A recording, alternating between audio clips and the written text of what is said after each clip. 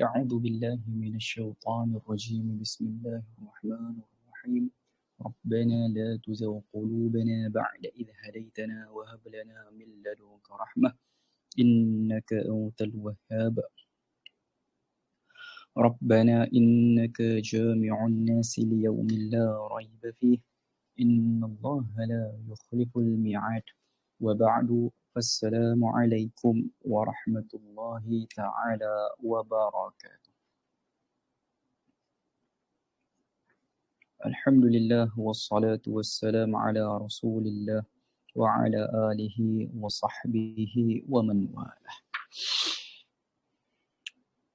Alhamdulillah, kita sambung pengajian kitab kita I'anatul Mutawajjihil Miskin ila Tariqil Fathi wa Tamkin, iaitu pada muka surat 35 bagi mereka yang memiliki kitab, pada mauqif awal yang bertajuk Al-Mawqiful Awal min Mawaqifit Tariq, Tahqiq Taubah bit-Tahqiq.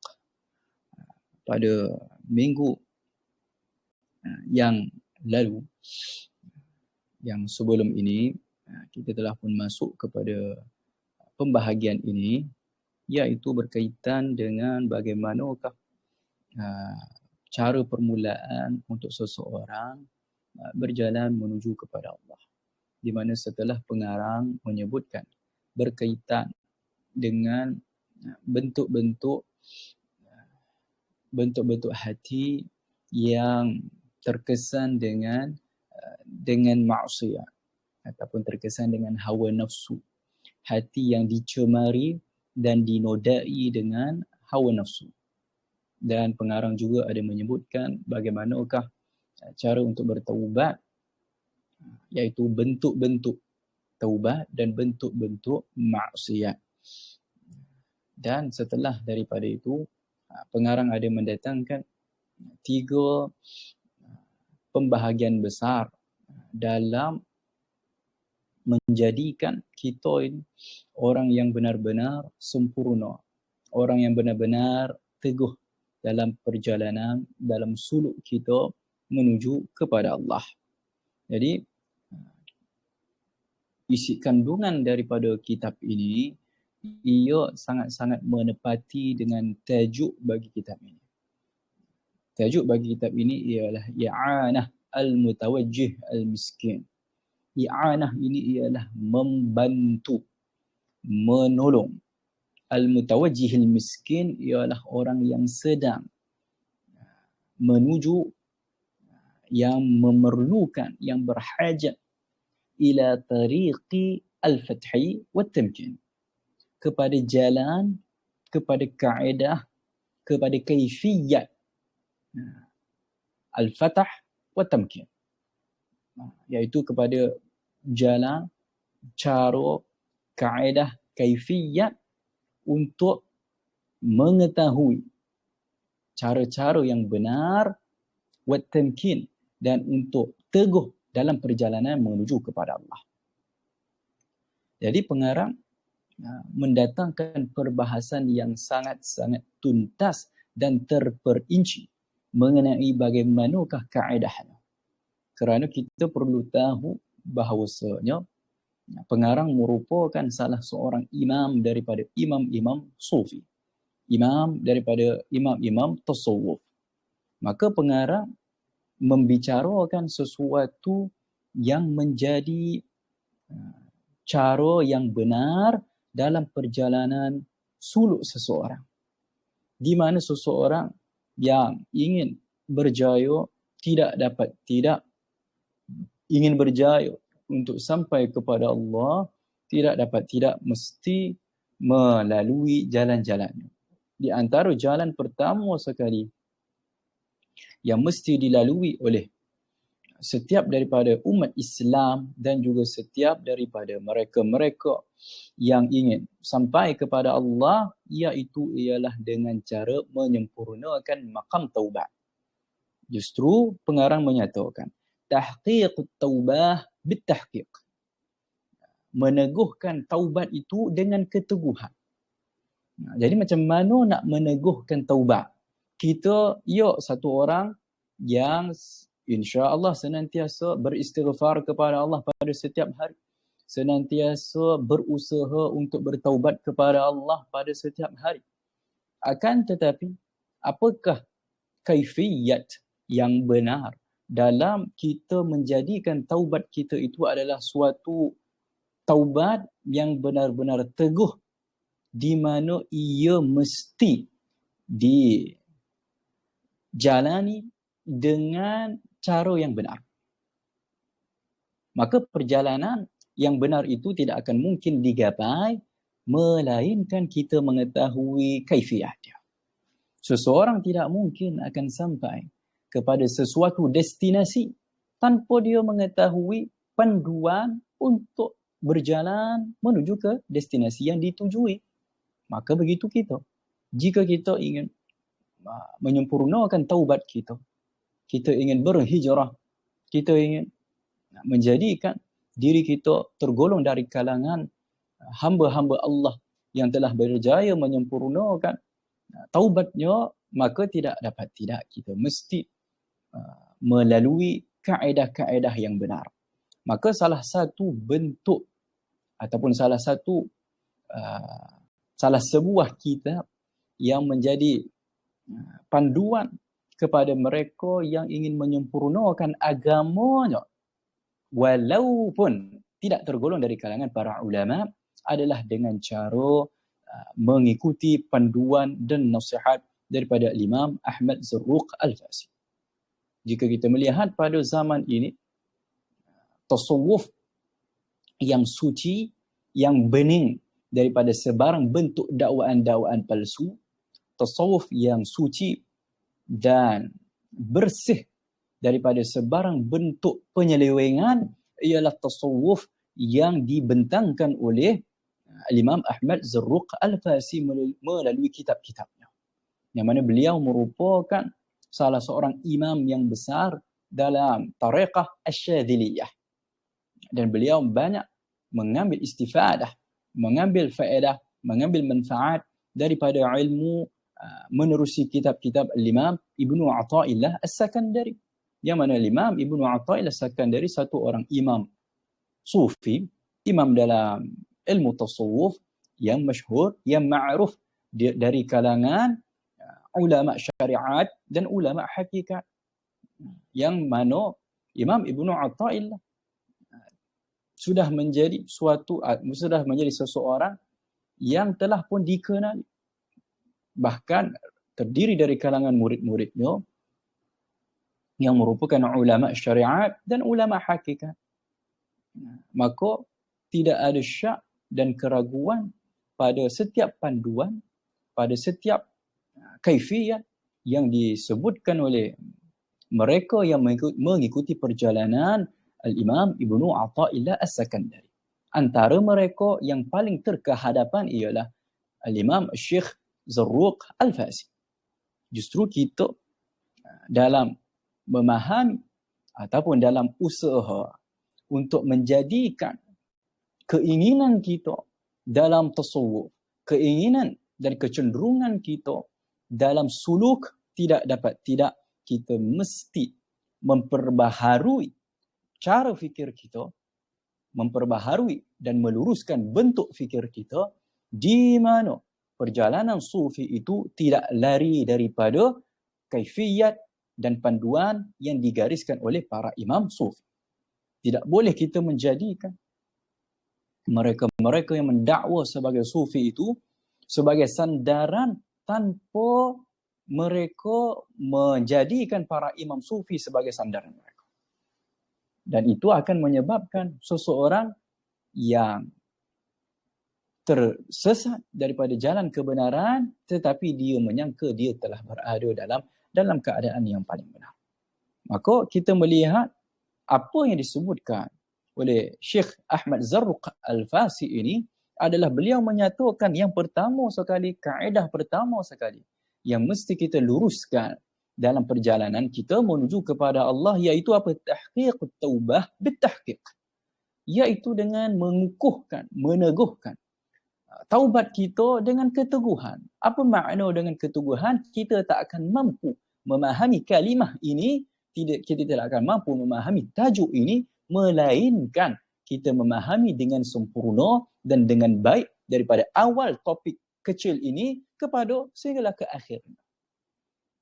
Jadi jika kita menilai apa yang disebutkan juga oleh Sayyidi Abul Hasan Asy-Syadzili radhiyallahu anhu, juga perkara yang sama, iaitu perjalanan pertama sekali bagi setiap mereka yang ingin bersuluk, bagi mereka yang salikin, iaitu bertaubat. Tetapi apakah taubat itu semata-mata beristighfar? Apakah taubat itu semata-mata solat sunat taubat? Pasti tidak. Bukan tidak solat taubat, bukan tidak beristighfar, tetapi bukan itu semata-mata. Okey, kalau itu semata-mata, maka ramai dari kalangan orang yang melakukan dosa telah pun masuk ke dalam syurga.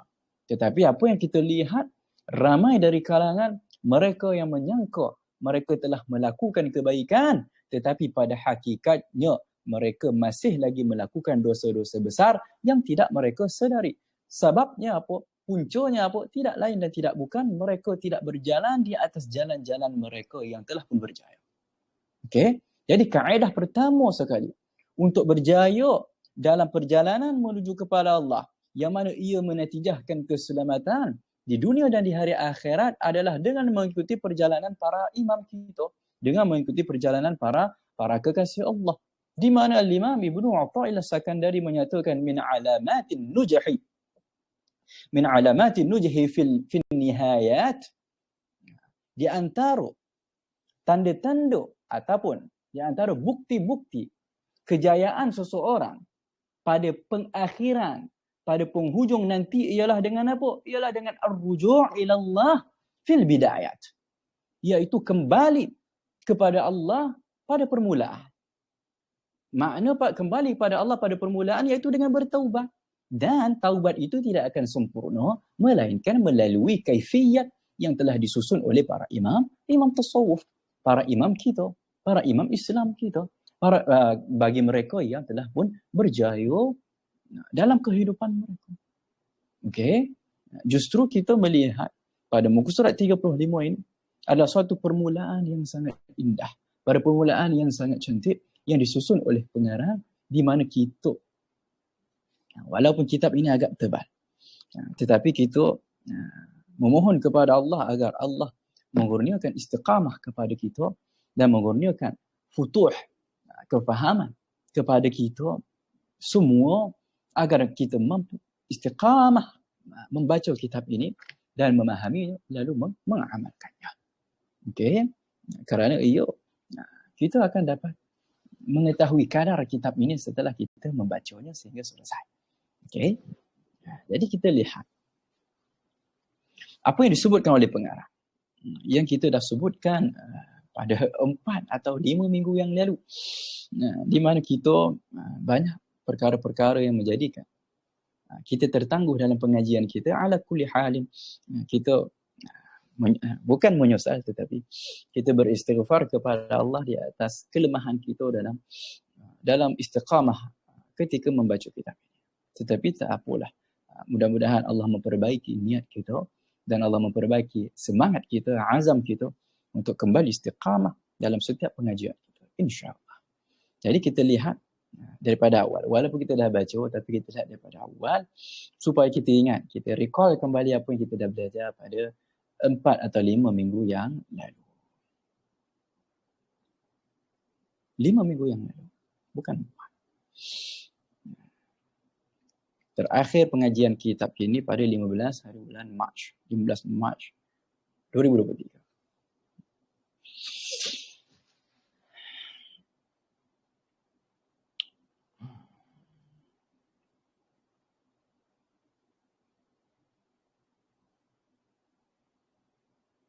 تحقيق التوبة بالتحقيق وهو دائر على 3 أقطاب هي له كالعماد والأبواب. Tahqiq meneguhkan taubat dengan keteguhan, iaitu wa huwa dairun ala thalathati aqsam. Ia adalah peneguhan dalam taubat ini, ia berkisar pada 3 peringkat. Ataupun 3 peringkat lah. Yang mana peringkat ini seumpama tiang dan juga pintu. Iaitu seolah-olah kita sedang membina sesuatu binaan. Maka setiap binaan pasti ada tiang dan pintu dia. Okey? Tapi berbentuk makna, berbentuk kefahaman. Bukan berbentuk hissi yang boleh dilihat dan boleh dipegang. Al-qutub al-awwal min al-mawqif al-awwal tahqiqun niyyah. Jadi pada peringkat pertama ialah dengan memperbaiki niat, dengan memperbetulkan niat. Itu yang pertama. Okey.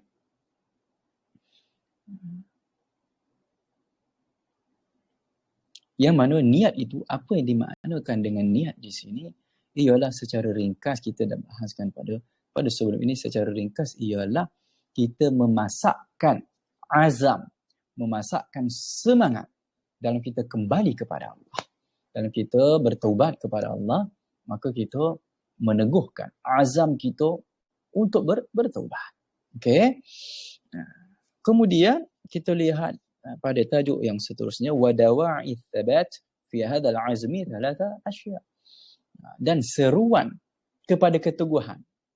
Tadi kita dah sebut tentang azam.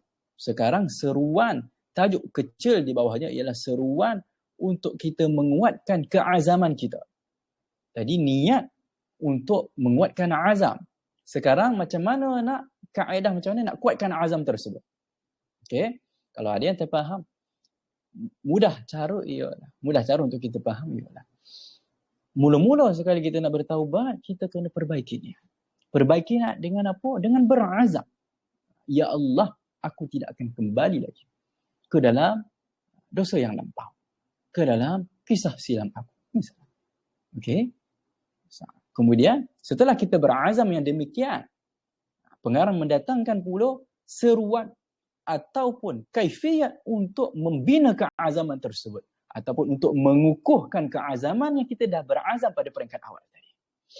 Okey, yang dimulai dengan niat, kemudian dengan di bawah niat itu terdapatnya keazaman dalam kita bertaubat. Kemudian pada keazaman itu ada 3 faktor yang mendorong kepada kekuatan ketika kita berazam untuk tidak lagi kembali ke dalam perkara-perkara yang dimurkai oleh Allah Subhanahu wa taala. Okey, sebelum saya teruskan, tanpa perlu saya nak teruskan terlalu laju, apakah semua ataupun sebahagian yang mendengar ini boleh faham dengan baik daripada apa yang saya terangkan baru tadi, daripada awal sehingga sekarang, ataupun ada yang tak jelas? Boleh nyatakan, saya tunggu jawapannya.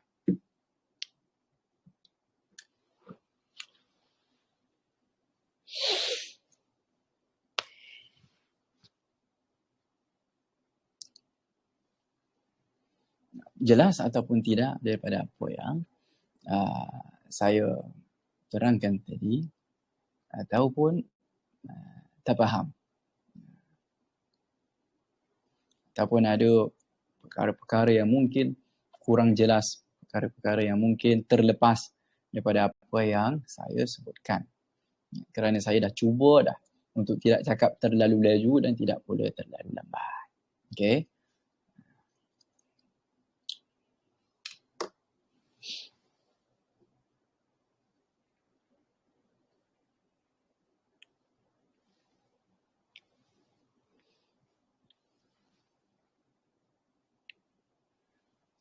Jadi kalau kita lihat sekarang ini ialah bawah topik memperbaiki niat. Okey. Kalau siapa tahu di kitab, tak adalah suruh beli kitab kan? Sebab kita tak ada stok. Jadi kalau tak ada kitab tapi boleh gambarkan dalam fikiran, iaitu apa? Iaitu pertama sekali ialah memperbaiki niat. Dalam memperbaiki niat itu definisi bagi perbaiki niat. Okey. Definisi bagi memperbaiki niat ialah dengan berazam. Dengan berazam, bersungguh-sungguh. Azam ini sama tak dengan niat? Nah, kedua dia hampir mirip tetapi dia tak sama. Niat dan azam. Okey, niat itu kita niatlah. Niat apa-apa. Kita niat contohnya sekejap lagi nak pergi ke masjid. Niat. Tapi azam itu ialah lebih khusus daripada niat. Bukan semua niat berazam tetapi semua azam itu berniat. Kalau kita berazam, Zuhur sekejap lagi saya nak pergi solat berjemaah di masjid. Kalau kita berazam, kita akan sertai niat dan kesungguhan. Okay, jadi begitu. Bila kita berazam untuk tidak lagi kembali kepada perkara-perkara yang jelek yang mungkin kita pernah tergelincir padanya, maka itu adalah suatu perkara yang mana niat yang disusuli, yang diiringi dengan keazaman, iaitu dengan kesungguhan. Okey, iaitu dengan diiringi dengan perbuatan. Tidak semata-mata hanya daripada hati. Okey, justru setelah kita berazam untuk teguh dalam kita punya niat, kemudian kata pengarang, apakah bentuk-bentuk kaedah-kaedah yang mendorong kepada ataupun yang menyokong kepada kekuatan keazaman kita tadi. Nah, macam mana kita nak teguh, nak mengukuhkan, macam mana kita nak mengukuhkan, macam mana kita nak menjadikan kita mampu istiqamah dalam azam kita, iaitu 3 perkara yang boleh membawa kita untuk teguh ke dalam teguh pada keazaman kita. Okey, jadi kita tengok yang pertama. Walaupun kita dah pernah baca pada sebelum ini, tetapi disebabkan gap yang terlalu lama pengajian kita 5 minggu yang lalu, kemungkinan pada hari ini semua orang dah lupa dah. Jadi kita ulang sedikit secara ringkas pada apa yang dah kita baca, iaitu kita terakhir baca pada 5 minggu yang lalu ialah pada poin pertama daripada faktor-faktor yang boleh meneguhkan keazaman kita. Faktor-faktor yang boleh meneguhkan keazaman kita. Jadi kita lihat faktor yang pertama, iaitu ialah kamu lari daripada tempat yang kamu khawatirkan kamu kembali semula ke dalam lembah dosa. Atau bahasa yang lain, jangan kita duduk di tempat yang kita takut kita kembali kepada maksiat. Wa illa fa fil waqti alladhi takhsha dhalik fihi aw 'inda zuhuri awwal asma. Okey. Iaitu macam mana? Maknanya ialah jikalau katakan kita takut untuk kembali ke dalam suatu maksiat, jangan kita duduk dalam keadaan yang mendorong kepadanya. Contohnya macam mana? Contohnya, jika dahulu kita tergelincir dalam apa jua bentuk kejahatan, yang mana puncanya ialah kawan kita, maka jangan kita berkawan dengan orang yang sama ataupun dengan orang yang lain tetapi memiliki sifat buruk yang sama. Di mana kalau kita duduk dalam keadaan, duduk dalam keadaan yang menjadi sebab kepada tergelincirnya kita suatu masa dahulu, maka itu akan menjadi sebab kepada tergelincirnya kita. Dan begitu juga, jikalau katakan kita ini salah satu ataupun sebahagian tergolong dalam sebahagian orang yang tidak mampu menahan diri ketika bersendirian, menahan diri dari melakukan maksiat ketika bersendirian, maka jangan kita duduk bersendirian. Jangan kita duduk bersendirian sehingga menyebabkan keinginan nafsu kita itu dituruti. Maka caranya macam mana? Jangan kita duduk di mana keadaan yang selesa yang menyebabkan kita yang menjerumuskan kita ke dalam maksiat, maka kita jauhinya. Dan begitu jugalah di antara cara macam mana kita nak menguburkan atau menenangkan gejolak syahwah kita adalah dengan cara kita tidur ketika mana kita digoncang oleh syahwat kita. Dan itu diajarkan oleh Imam Al-Ghazali. Imam Al-Ghazali ada mengajarkan kalau katakan kamu bersendirian dan kamu tidak mampu untuk menahan nafsu kamu daripada dituruti, maka hendaklah kamu tidur. Ataupun lebih baik kamu tidur daripada kamu jaga tetapi bermaksiat. Di sisi Imam Al-Ghazali, tidur itu satu perkara yang tercela. Makna tidur perkara yang tercela itu, adakah kita tidak boleh tidur? Bukan. Tapi maknanya tidur yang berlebihan. Tidur yang berlebihan suatu perkara yang tercela. Maka macam mana? Maka di antara dua keadaan, tidur yang berlebihan adalah suatu perkara yang merugikan atau yang tercela di sisi Imam Al-Ghazali. Tetapi maksiat yang terang-terang lebih tercela daripada itu, lebih teruk. Maka di antara dua perkara yang tercela, maka kita ambil yang ringan jikalau kita tidak ada pilihan lain. Okay? Kita tidak ada pilihan lain. Di mana yang lebih mudah ataupun lebih ringan lebih ringan balasannya, dengan banyak tidur ataupun dengan bermaksiat. Kita jaga tapi maksiat walaupun suka je. Tidur menggantikan keinginan syahwah kita, mungkin 1 jam, mungkin 1 jam setengah. Tetapi kita berjaga dalam keadaan mungkin 1 minit, mungkin 5 minit, tetapi menuruti syahwat. Maka di antara dua keadaan, di manakah yang lebih ringan, pasti tidur. Jika kita tertanya, kenapa tidur itu merupakan satu kerugian, merupakan suatu balasan? Kerana apa? Di sisi orang-orang sufi, di sisi orang-orang soleh, di sisi mereka yang memiliki mata hati yang terang, mereka merasakan bahawa setiap saat daripada waktu-waktu yang dianugerahkan oleh Allah kepada setiap manusia merupakan apa? Merupakan mutiara daripada mutiara-mutiara yang dikurniakan oleh Allah untuk membeli kesenangan yang abadi. Apa makna mutiara? Apakah mutiara itu? Mutiara yang kita jumpa atau kita beli di kedai-kedai? Tidak, bukan itu maknanya. Tapi ia berbentuk perbendaharaan yang maknawi yang Allah kurniakan kepada setiap daripada kita. Setiap daripada kita Allah beri 24 jam satu hari. Apakah ada yang daripada kita hanya hidup 4 jam satu hari? Atau sebahagian kita hidup 45 jam? Tak sampai 48 jam. 45 jam satu hari? Tidak. Setiap daripada kita hidup, Allah beri sama rata 24 jam. Tetapi bukan semua daripada kita yang menghargai setiap nafas dan kerelipan mata yang Allah izinkan, Allah berikan kepada setiap diri dalam bagi kita semua. Jadi, kenapa tidur itu adalah suatu perkara yang tercela dengan makna merugikan adalah kerana apa? Kerana kita akan merugikan daripada mengambil perbendaharaan iaitu mutiara yang berbentuk maknawi yang boleh membeli kesenangan yang abadi. Di mana jikalau kita memakmurkan umur kita fi kulli lamhah wa nafas, pada setiap kerelipan mata dan hembusan nafas, maka demikian kita yang sendiri yang akan beruntung. Kita sendiri yang akan mendapat keuntungan daripada kemakmuran umur yang kita makmurkan ketika kehidupan di dunia ini. Ia kita latih.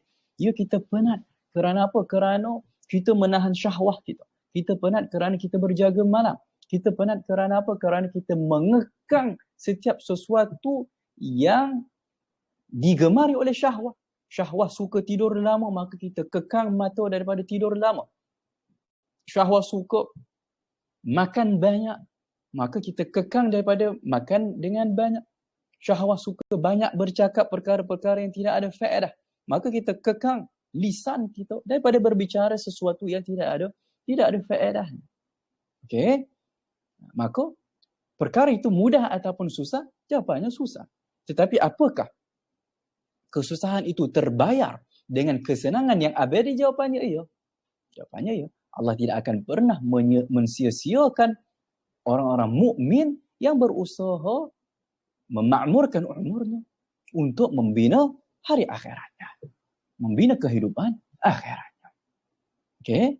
Jadi pengarang menyatakan, jangan kamu duduk fil mahalli. Fil mahalli ini iaitu tempat ataupun keadaan yang mendorong kamu daripada melakukan maksiat. Di mana kata pengarang, wa illa, jika tidak, fa fil waqti alladhi takhsha dhalika fihi atau 'inda zuhuri awwali asbabih.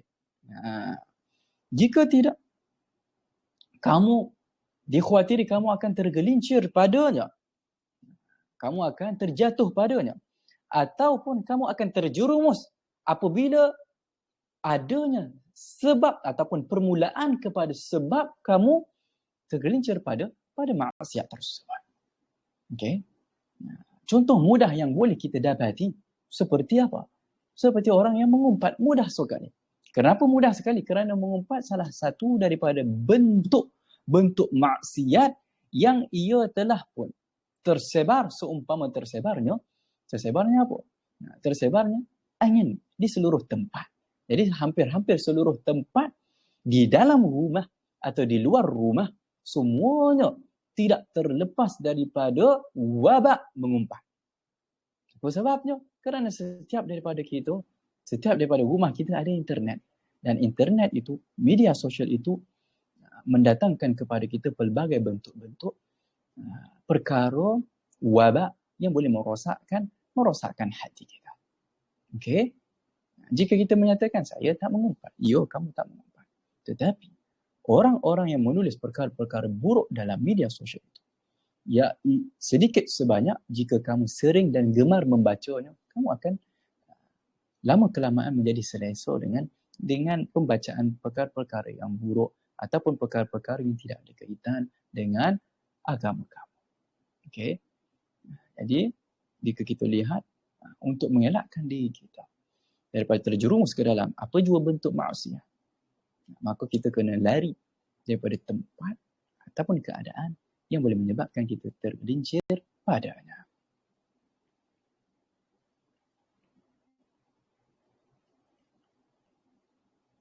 Kemudian, yang kedua, tadi yang pertama, yang kedua ialah ittihamun nafsi biwujudi baqayan nuzu' ilaihi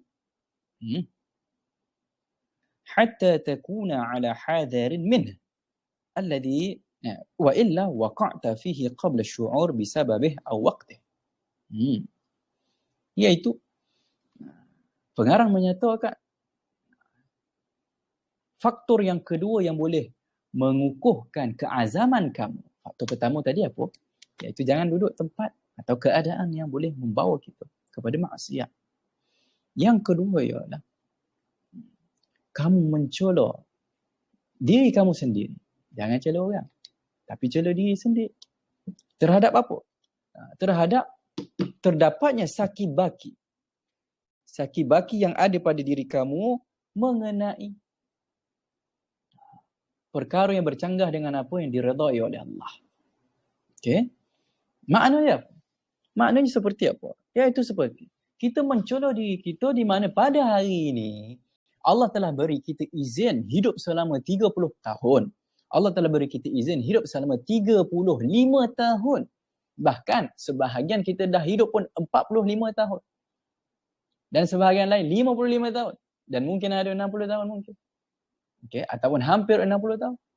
Allah dah beri keizinan kepada kita untuk kita hidup selama yang demikian. Tetapi kenapa ada tuntutan daripada para imam untuk kita mencela diri kita adalah kerana apa? Kerana berapa lama kita beramal tetapi masih tidak mampu membuang dan membersihkan sifat-sifat yang tercela daripada saki-baki yang masih ada dalam diri kita. Seperti apa? Seperti sombong. Sombong itu adalah bentuk daripada bentuk-bentuk penyakit hati yang banyak terdapat dalam hati manusia. Dan apakah cabang bagi sombong itu? Iaitu dengan memandang kecil kepada orang lain. Tak kira siapa. Walaupun dia itu jahil, walaupun dia bermaksiat kepada Allah, tidak halal kepada kita untuk melihat atau memandang hina kepada dia. Sekalipun banyak mana ilmu kita, sekalipun banyak mana amalan kita, sekalipun bagus mana kepribadian kita, tidak halal kepada kita untuk memandang hina kepada sesiapa pun dari kalangan hamba Allah. Kerana ia antara tanda-tanda adanya sifat sombong dalam diri kita. Apakah faedahnya Allah mengurniakan kepada kita ilmu yang lebih daripada orang lain, tapi menimbulkan perasaan sombong yang ada dalam diri kita. Apakah kelebihan yang ada pada amalan? Ya, tetapi ia menerbitkan sifat sombong.